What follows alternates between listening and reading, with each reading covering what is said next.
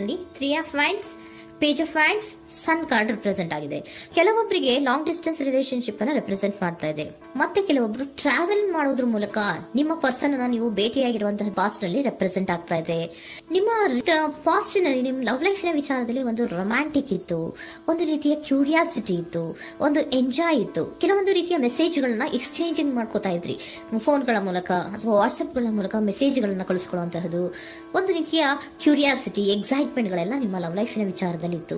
Past ನಲ್ಲಿ ಕೂಡ ನಿಮ್ಮ ಲವ್ ಲೈಫ್ ನ ವಿಚಾರದಲ್ಲಿ ಯಾವುದೇ ರೀತಿಯ ತೊಂದರೆಗಳಿರಲಿಲ್ಲ. ಸೊ ಪಾಸಿಟಿವ್ ಆಗಿತ್ತು. ಪಾಸಿಟಿವ್ ಚೇಂಜಸ್ ಗಳು, ಬದಲಾವಣೆಗಳನ್ನೇ ನೀವು ನೋಡಿದ್ದೀರಾ. ಯಾವುದೇ ರೀತಿಯ ತೊಂದರೆಗಳೇನು, ಜಗಳಗಳೇನು ಇಲ್ಲದೆ ಇರುವಂತಹದ್ದು ರೆಪ್ರೆಸೆಂಟ್ ಆಗ್ತಾ ಇದೆ.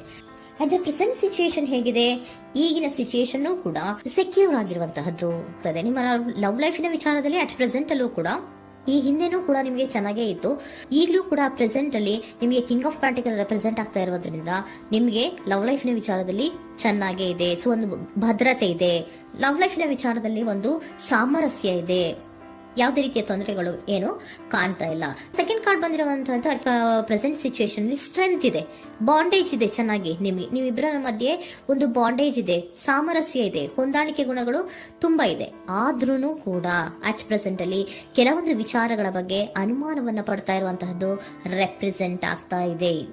ಅಟ್ ಪ್ರೆಸೆಂಟ್ ಅಲ್ಲಿ ನೀವು ಕೆಲವೊಂದು ವಿಚಾರಗಳ ಬಗ್ಗೆ ನಿಮ್ಮ ಮೇಲೆ ನೀವು ಕೆಲವೊಂದು ಡೌಟ್ ಅನ್ನ ಪಡ್ತಾ ಇರುವಂತಹದ್ದು ರೆಪ್ರೆಸೆಂಟ್ ಆಗ್ತಾ ಇದೆ. ನಿಮ್ ಲವ್ ಲೈಫಿನಲ್ಲಿ ಕೆಲವೊಂದು ರೀತಿಯ ಭದ್ರತೆಗಳಿದೆ. ಸೊ ಯಾವುದೇ ರೀತಿಯ ತೊಂದರೆಗಳೇನೂ ಇಲ್ಲ, ಒಂದು ರೀತಿಯ ಗುಡ್ ಬಾಂಡೇಜ್ ಇದೆ. ಆದ್ರೂ ಕೂಡ ನಿಮ್ಮಲ್ಲಿ ಯಾಕೋ ಆತ್ಮವಿಶ್ವಾಸ ಇಲ್ಲ, ಆತ್ಮವಿಶ್ವಾಸದ ಕೊರತೆಗಳು ರೆಪ್ರೆಸೆಂಟ್ ಆಗ್ತಾ ಇದೆ. ಯಾವುದೋ ಕೆಲವೊಂದು ಅನುಮಾನಗಳು ನಿಮ್ಮಲ್ಲಿ ನಿಮ್ಮ ಲವ್ ಲೈಫಿನ ವಿಚಾರವಾಗಿ ಇರುವಂತಹದ್ದು ರೆಪ್ರೆಸೆಂಟ್ ಆಗ್ತಾ ಇದೆ.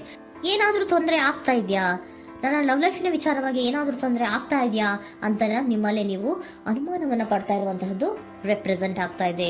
ಫ್ಯೂಚರಿನ ಬಗ್ಗೆ ಹೇಳೋದಾದ್ರೆ ಕ್ವೀನ್ ಆಫ್ ಪ್ಯಾಂಟಿಕಲ್ಸ್ ಬಂದಿದೆ.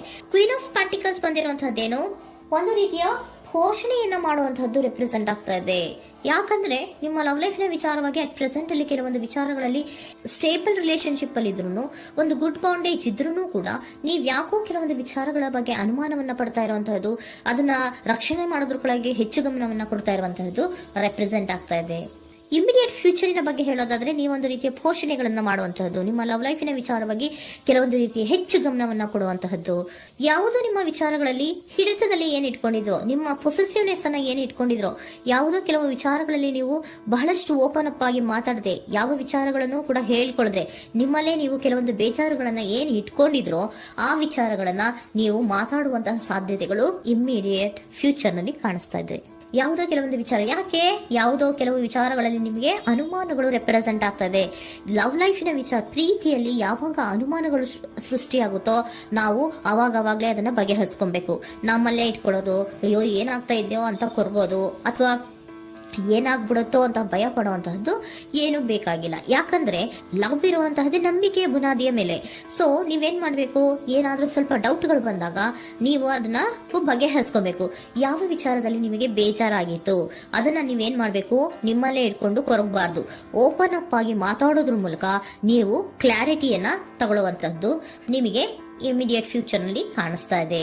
ಯಾವುದೇ ವಿಚಾರಗಳ ಬಗ್ಗೆ ನೀವು ನಿಮ್ಮ ಲವ್ ಅನ್ನ ಅಥವಾ ನಿಮ್ಮ ಪ್ರೀತಿಯನ್ನ ಭದ್ರವಾಗಿ ಉಳಿಸ್ಕೊಳ್ಳೋದಕ್ಕೋಸ್ಕರವಾಗಿ ನೀವು ನಿಮ್ಮಲ್ಲೇ ಇಟ್ಕೊಂಡಿದ್ದಂತಹ ಅಥವಾ ಕೆಲವು ಬೇಜಾರಿನ ವಿಷಯಗಳ ಬಗ್ಗೆ ನೀವು ಹೆಚ್ಚು ಮಾತಾಡಿ, ಓಪನ್ ಅಪ್ ಆಗಿ ಕೆಲವೊಂದು ವಿಚಾರಗಳ ಬಗ್ಗೆ ಮಾತಾಡುವಂತಹದ್ದು ಮತ್ತೆ ಅದನ್ನ ಕ್ಲಾರಿಟಿಗೆ ತಗೊಳ್ಳುವಂತಹದ್ದು ರೆಪ್ರೆಸೆಂಟ್ ಆಗ್ತಾ ಇದೆ. ನಿಮ್ಮಲ್ಲಿ ಬಾಟಮ್ ಆಫ್ ದ ಡಕ್ ಅಲ್ಲಿ ಬಂದಿರುವಂತಹದ್ದೇ ಅದು. ಖುಷಿಯಾಗಿರ್ಬೇಕು, ಸಂತೋಷವಾಗಿರ್ಬೇಕು, ನಮ್ಮ ಲವ್ ಲೈಫಿನ ವಿಚಾರದಲ್ಲಿ ಒಂದು ಎಂಜಾಯ್ ಇರಬೇಕು, ಮತ್ತೆ ನೆಮ್ಮದಿ ಇರಬೇಕು, ಯಾವುದೇ ರೀತಿ ಗಲಿಬಿಲಿಗಳಿರಬಾರ್ದು ಅನ್ನೋಂತಹದ್ದೇ ನಿಮ್ಮ ಎನರ್ಜಿಯಲ್ಲಿ ರೆಪ್ರೆಸೆಂಟ್ ಆಗ್ತಾ ಇರೋದು. ಅದಕ್ಕೋಸ್ಕರನೇ ನೀವು ಏನೇನು ಕೆಲವೊಂದು ಸ್ವಲ್ಪ ಅನುಮಾನವನ್ನ ಪಡ್ತಾ ಇದ್ರಿ ಅಥವಾ ಕೆಲವೊಂದು ವಿಚಾರಗಳಲ್ಲಿ ನೀವು ಡಿಸ್ಟರ್ಬ್ ಆಗಿದ್ರಿ, ಓಪನ್ ಅಪ್ ಆಗದೆ ಹೇಳ್ದೆ ನಿಮ್ಮಲ್ಲೇ ನೀವು ಬೇಜಾರನ್ನ ಮಾಡ್ಕೊಂಡು ಏನು ಕೆಲವು ವಿಚಾರಗಳ ಬಗ್ಗೆ ಕೊರಗ್ತಾ ಇದ್ರಿ, ಅದನ್ನ ನೀವು ಓಪನ್ ಅಪ್ ಆಗಿ ಮಾತಾಡಿ ಅದರ ಬಗ್ಗೆ ತಿಳ್ಕೊಳ್ಳುವಂತಹದ್ದು, ಅದನ್ನ ಕ್ಲಾರಿಟಿಗೆ ತಗೊಳ್ಳುವಂತಹದ್ದು ನಿಮ್ಗೆ ರೆಪ್ರೆಸೆಂಟ್ ಆಗ್ತಾ ಇದೆ. ಪಾಸ್ಟಿನಲ್ಲಿ ನಿಮ್ಗೆ ತುಂಬಾನೇ ಚೆನ್ನಾಗಿತ್ತು, ಅಟ್ ಪ್ರೆಸೆಂಟ್ ನಲ್ಲೂ ತುಂಬಾನೇ ಚೆನ್ನಾಗಿದೆ. ಬಟ್ ಕೆಲವೊಂದು ವಿಚಾರಗಳ ಬಗ್ಗೆ ನೀವು ಸೆಲ್ಫ್ ಡೌಟ್ ಅನ್ನ ಪಡ್ತಾ ಇರುವಂತಹದ್ದು ರೆಪ್ರೆಸೆಂಟ್ ಆಗ್ತಾ ಇದೆ. ಏನಾಗ್ತಾ ಇದೆಯೋ ಅನ್ನೋದ್ರ ಬಗ್ಗೆ ನೀವು ಸ್ವಲ್ಪ ವಿಶ್ವಾಸವನ್ನ ಕಡಿಮೆ ಮಾಡ್ಕೊಳ್ತಾ ಇರುವಂತಹದ್ದು ರೆಪ್ರೆಸೆಂಟ್ ಆಗಿತ್ತು.